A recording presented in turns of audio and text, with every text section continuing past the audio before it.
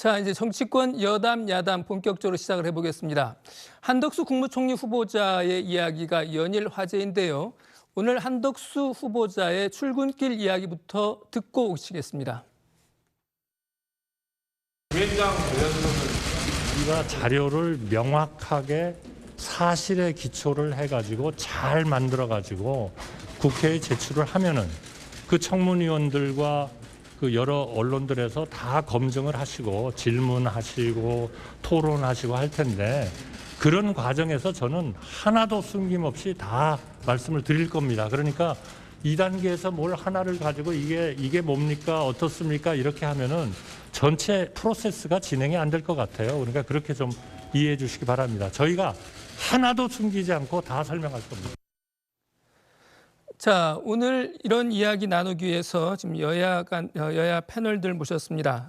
최이배 민주당 비대위원 나오셨고요. 반갑습니다. 안녕하세요. 그다음에 장해찬 인수위 청년 소통 TF 단장. 늘 직함이 좀 어렵게 느껴져요. 반갑습니다. 기대요. 네, 반갑습니다. 네. 민성기 논설위원도 오늘 함께했습니다. 안녕하세요. 예. 자, 일단 뭐 최이배 위원님한테 먼저 좀 질문을 드릴게요. 예. 4년 동안에 4년 4개월이죠. 18억 원의 고문료. 네. 어떤가요? 많은가요? 아니면 어떻습니까?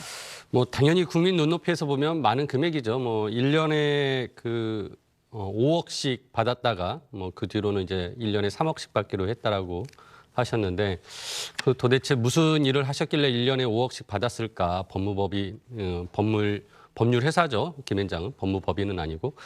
그래서 김앤장에서 변호사도 아닌데 고문으로서 1년에 5억씩 받았고 언론에 보면은 본인이 기업들의 업무에 관련해서 조언을 하고 뭐 외국 기업들이 투자받는 것도 뭐 역할을 했다라는 이제 설명을 하시면서 그러니까 지금 화면을 잠깐 좀 설명을 드리면 그러니까 2017년부터 2019년, 2020년이죠. 그러니까 3년 동안은 연봉 5억씩 받았고 그 뒤에는 이제 3억. 그다음에 이제 플러스 알파. 예. 아직 올해가 이제 다 간 게 아니니까요. 몇 개인 것 같습니다. 예, 그래서 총 18억을 이제 받은 거고. 근데 아무튼 그런 역할에 비해서 저런 금액이 과연 적정할지는 이제 국민들의 눈높이에서 판단할 수밖에 없을 것 같고요.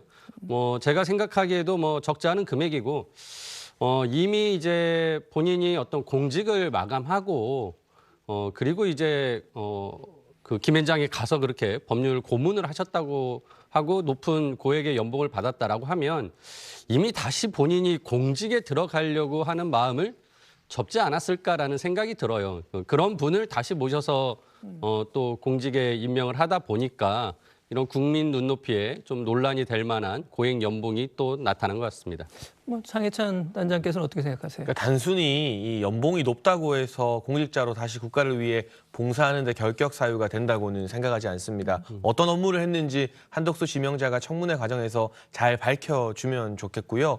변호사로 이 법무 업무를 하지 않더라도 큰 기업의 투자 자문이나 또 한덕수 지명자의 경력 중에 한국무역협회 회장으로 있었던 일이 있거든요. 무역과 관련된 뭐 자문을 한다던가 한다면 그동안의 어떤 공직사회에서의 경력이 부총리, 총리 뭐 여러 가지 요직을 겸했기 때문에 일반적인 시선에서는 다소 많은 연봉일 수 있겠습니다만 이게 과연 그 정도 경력을 가진 재계의 인사들이 받는 연봉과 비교해 봤을 때 압도적으로 높거나 비상식적인 뭔가 특혜를 받는 연봉이냐라고 한다면 그건 또 고민해봐야 할 부분이 있는 것이거든요. 그리고 저는 여기서 우리 사회가 가면 갈수록 더 많은 엘리트들을 이제 국가나 이 국정 운영을 위해서 필요로 하게 될 텐데 처음부터 행시 패스해서 공무원이 된 사람이 아니라 민간에서 업적을 쌓은 사람들이 잠깐 또 관료 사회에 와서 이 좋은 프로젝트를 하고 다시 또 민간으로 돌아가는 선순환 구조가 마련돼야 한다고 보는데 그런 관점에서 민간 영역에 있을 때의 보수나 연봉에 대해서 너무 지나치게 엄격한 기준을 설정하게 되면 이 세계적 경쟁 추세에서 우리 국가가 좋은 인재들을 과연 잠깐이라도 쓸 수 있는가에 대한 고민도 이제는 좀 속 시원하게 터놓고 해야 될 시점이라고 생각합니다. 어떻게 보면 지금 장해찬 단장께서 말씀하신 부분들도 우리 사회가 한번 정면을 응시해 볼 그런 필요는 있을 것 같다는 생각이 듭니다. 민성기 의원께 이런 질문을 좀 드리겠습니다. 사실은 고위공직자 청문회 때 법조인 출신들의 수임료 문제가 여러 번 제기가 사실은 됐던 거 아닙니까? 그런 전례가 또 그런 것 때문에 사실은 낙마했던 경우도 있었습니다. 전에 박근혜 정부 때 안대희 대법관이 총리 후보자로 지명이 됐다가 한 6개월 정도에 한 16억 원 그렇죠. 정도의 그 수임료를 받은 게 문제가 돼서 이거 과다 수임료다 해서 중도 사퇴한 적이 있죠. 그렇죠. 그러니까 그 공직자들이 공직을 마친 이후에 소위 그 어느 자리에 가서 어떤 일을 하면서 얼마만큼의 돈을 받느냐 이런 부분에 대해서 우리 국민들의 눈높이가 상당히 높아진 것 같아요. 그래서 그 한덕수 후보자의 경우에는 이미 총리를 지낸 분이시기 때문에 총리까지 다 지내시고 또 그런 법률회사에 가서 고문하는 게 맞느냐 이런 부분에 대해서는 비판적인 의견을 가진 분들이 상당수 있을 것 같고요. 그리고 문제는 이제 어떤 일을 했느냐라는 것들이 청문회 과정에서 드러나면은 그것과 받은 돈을 서로 비교해 보면서 어떤 여론이 형성되느냐가 그 청문회의 그 성패를 가르는 그런 관건이 될 것으로 보입니다.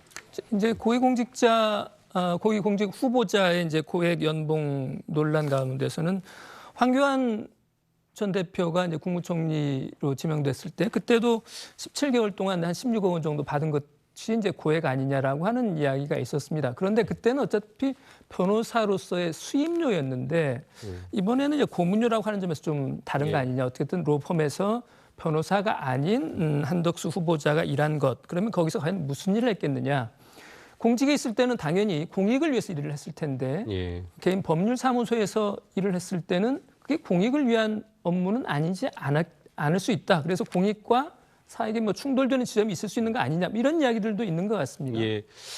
특히나 이제 김앤장 같은 경우는 논란이 됐던 이제 론스타를 대리를 했던 법률 사무소였기 때문에 혹시 한덕수 총리가 그 전에 계속 기재부나 경제부총리를 맡았기 때문에 그 과정에서 어떤 론스타와 관련된 업무를 했고 이후에 론스타를 대리하는 김앤장에서 일을 하면서 론스타에게 유리한 입장에서 업무를 하지 않았겠냐라는 이제 지금 의혹이 있는 거고요.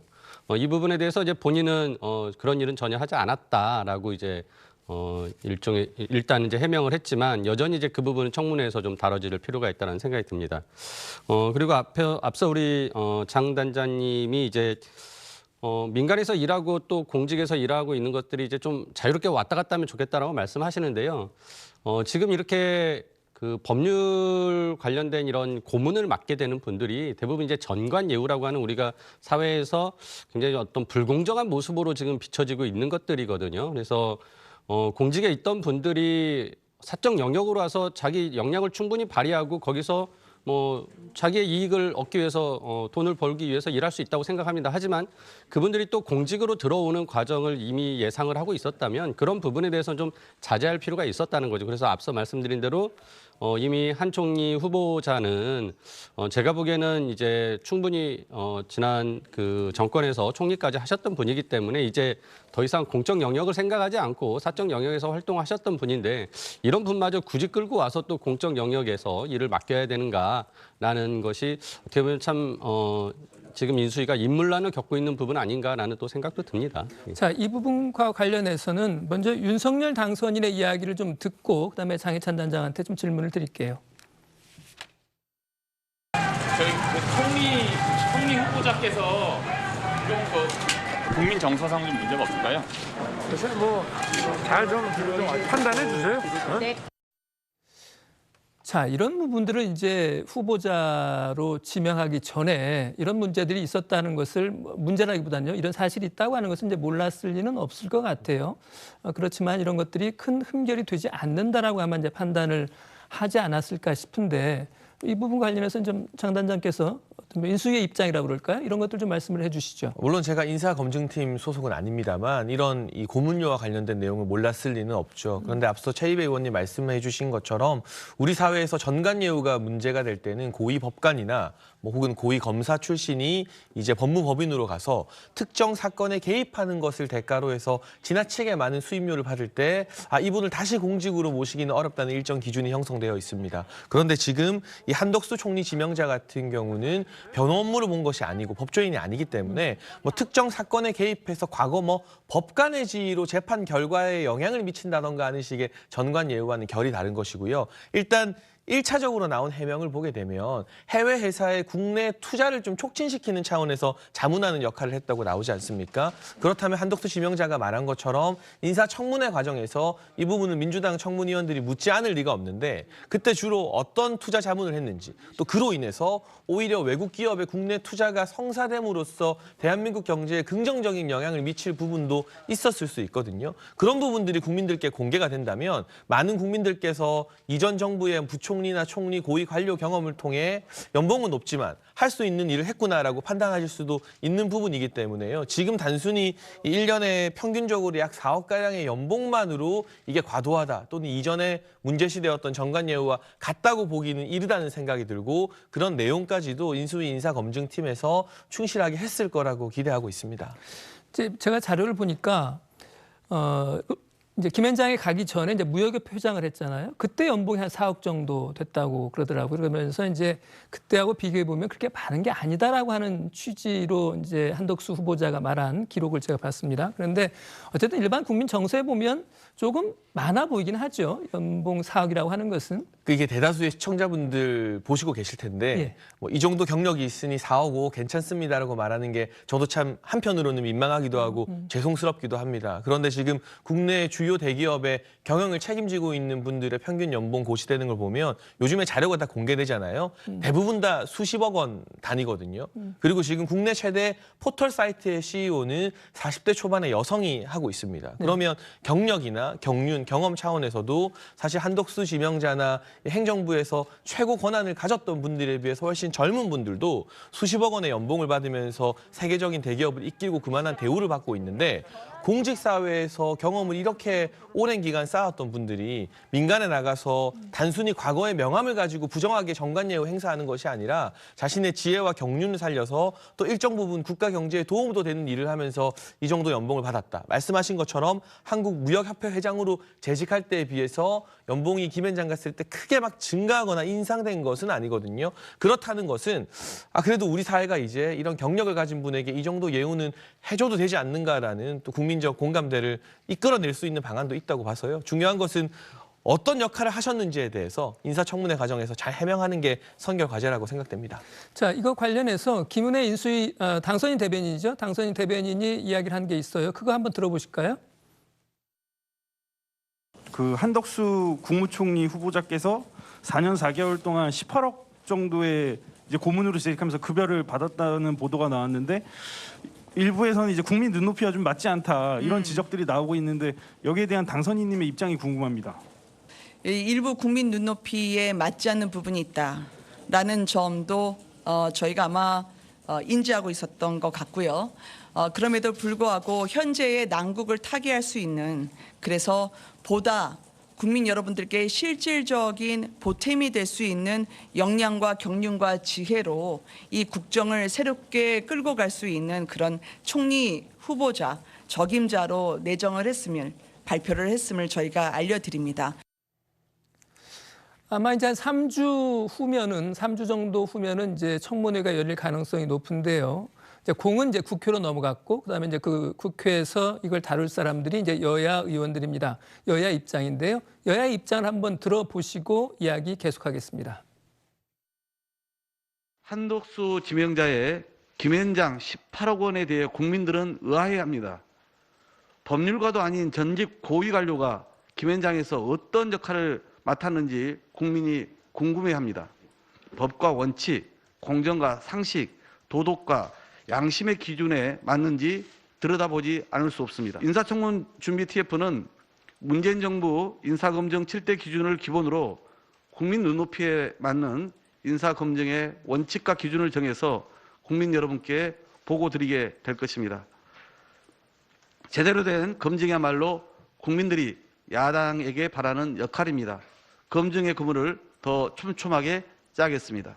송곳 운운하면서 문재인 정부가 제시했던 인사검증 7대 기준을 검증 잣대로 주장하는 것은 검증 잣대로 삼겠다고 주장하는 것은 완전한 코미디가 아닐 수 없습니다. 문 정권에서조차도 한 차례도 지켜지지 않으면서 민주당 자신의 손에 의해 스스로 폐기 처분한 지 오래된 것입니다.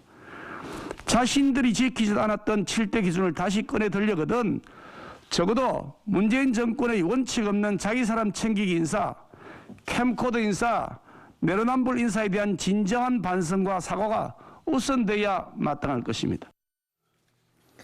민성기 의원, 여기서 지금 자꾸 이제 7대 기준 그러는데 이게 뭘 말하는 거죠? 뭐 저도 한참 기억이 안 나서 찾아봤는데요.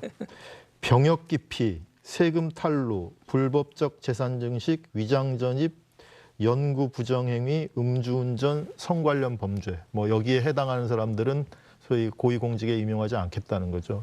근데 뭐 김기현 원내대표도 얘기하듯이 그동안 정부에서 이 7대 기준 제대로 안 지켰다 이런 얘기를 많이 들었고 특히 야당에서는 이거 원칙만 얘기해놓고 한 번도 안 지켰다 이렇게 주장하지 않습니까? 그러니까 그런 부분에 대해서 엄격한 잣대를 들이대는 거에 대해서 먼저 약속 안 지킨 것부터 사과하고 나서 그런 기준을 들이대라라는 게 국민의힘의 입장입니다.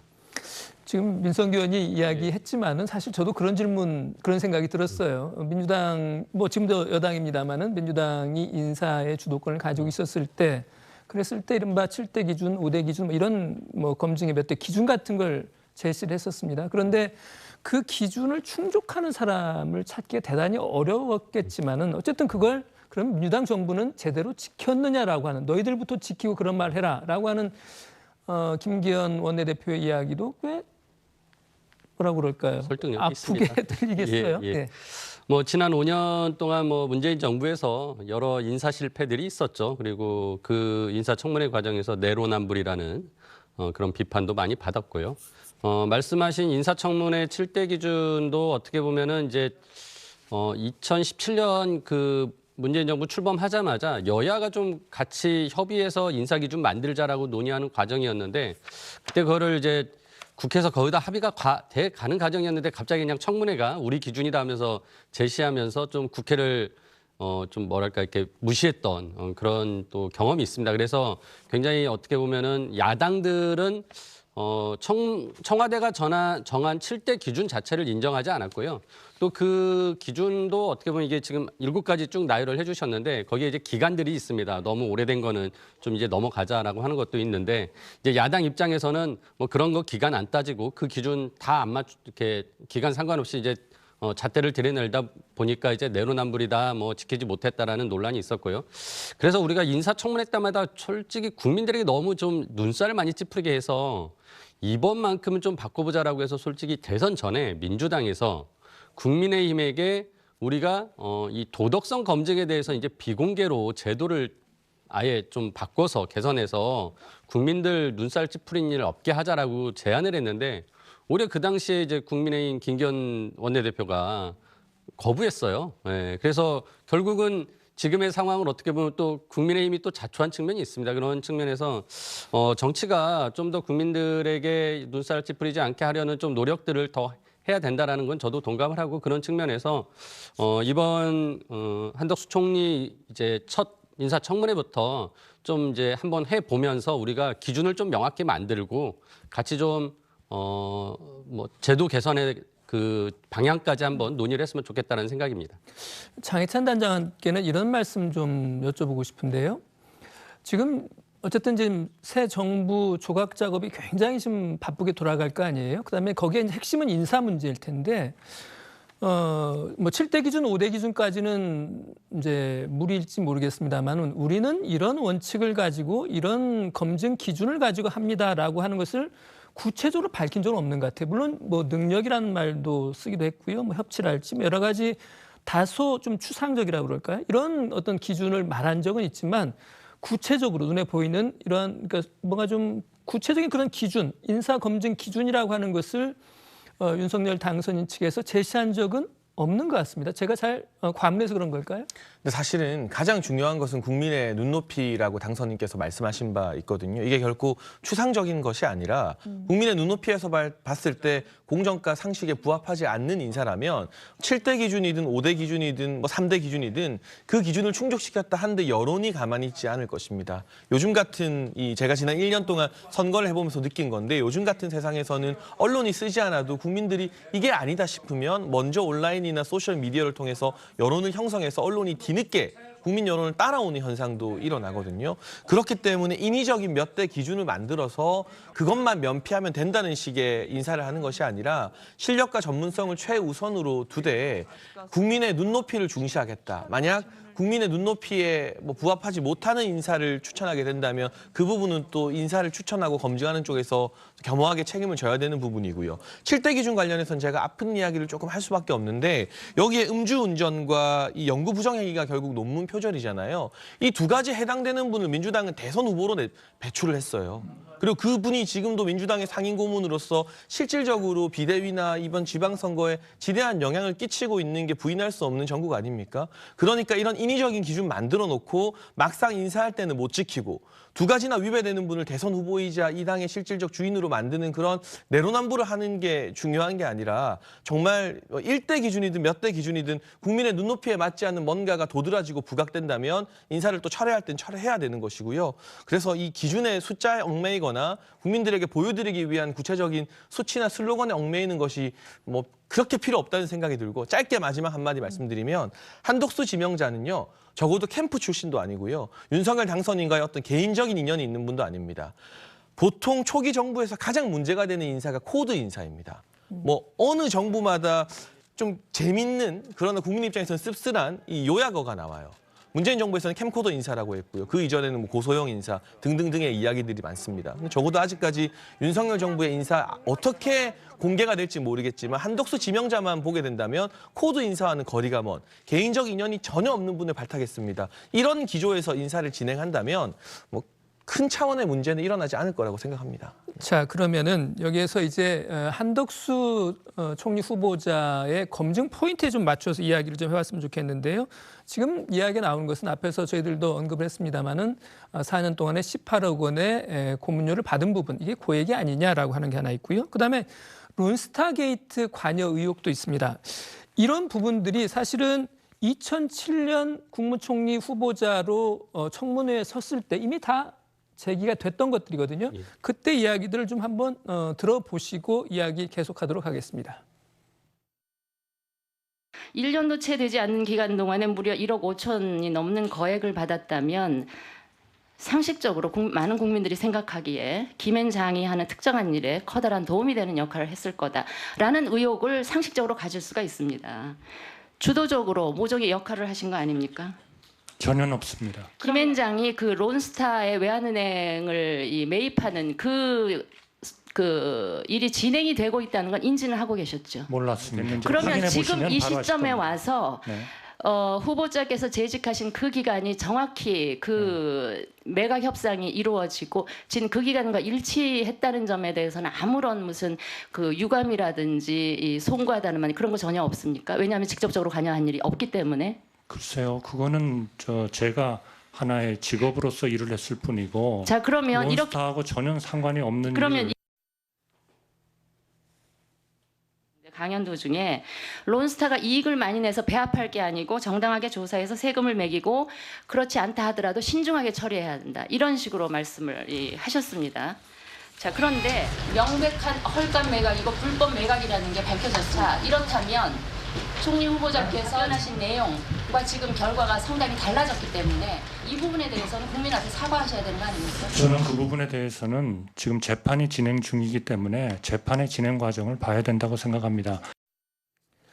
자, 민성기 의원, 여기에서 지금 진수희 당시 의원하고 한덕수 당시 국무총리 후보자 이제 응답이 질의와 답변이 오가는데 여기서 자꾸 이제 론스타 외환은행 헐갑 이런 얘기들이 계속 나오고 있어요. 이게 어떤 이야기를 두고 말하는 건지 좀 정리를 좀 먼저 해주시죠. 외환은행을 론스타가 인수하게 되죠. 그러니까 시동은 DJ 정부 말기에 시동이 걸려서 노무현 정부 초반에 이제 론스타가 인수 작업을 끝내게 되는데 그 법률 대리인, 국내 법률 대리인을 김앤장에서 했고 거기에 이제 한덕수 후보자가 그 김앤장의 고문으로 가서 일하는 시기와 계약하는 시기가 겹치는 부분이 많으니까 당시에 야당이었던 지금의 이제 국민의힘의 전신인 한나라당 의원들이 그 헐값 매각으로 론스타가 그 외환은행을 인수하는 과정에서 한덕수 총리 후보자가 고문으로 가 있는 김앤장을 통해서 뭔가 좀 부당한 또는 적절치 않은 영향력을 행사한 거 아니냐 이런 취지의 질문들을 계속했고요.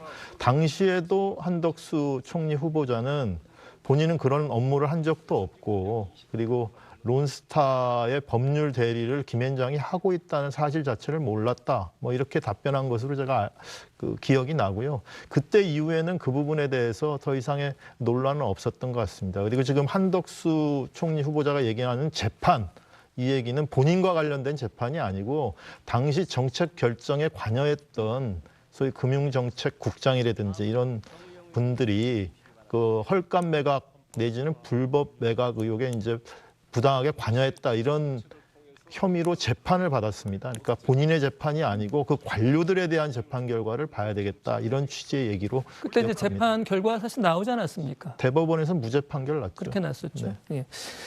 자, 그렇게 보면 이 부분이 그러면 앞으로 있을 한덕수 후보자 청문회 과정에서 다시 크게 이슈가 될까요?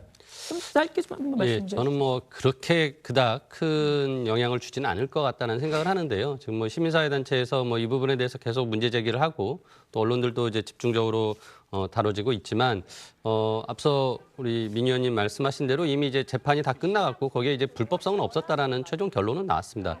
다만 이제 여전히 저도 뭐 포함해서 외환은행의 그 매각 과정에서는 좀 석연치 않은 부분들이 많이 있습니다. 뭐 BIS 비율을 조작했다든지 그 론스타가 이제 은행을 인수할 수 있는 금융 적격자가 아니었다라는 부분들이 굉장히 어떤 특혜를 제공했었을 가능성이 여전히 의혹이 있기 때문에 그런 부분에 대해서는 뭐 다시 한번 문제 제기가 있을 수 있겠지만 이게 직접적으로 한덕수 총리 후보자에 대한 얘기까지 좀 옮겨가기는 쉽지는 않은 것 같습니다. 이제 다만 아까 말씀드린 대로 이제 그 우리 장 단장님은 이제 정관예우를 그냥 딱 법조인에 대해서만 했는데 이 정관예우라는 게 법조인에 대해서 해당되는 건 아니거든요. 그러니까 공직에서 고위공직자를 하시는 분들이 어디나 마찬가지입니다. 자기가 장관하던 그 업무에 대한 정보를 습득해서 이런 로펌 같은 데 가서 법률 고문하면서 그 정보를 이용해서 또 네트워크를 이용해서 충분히 부정한 이제 그 이득을 취득할 수 있는 가능성이 있기 때문에 우리가 정관예우에 대해서는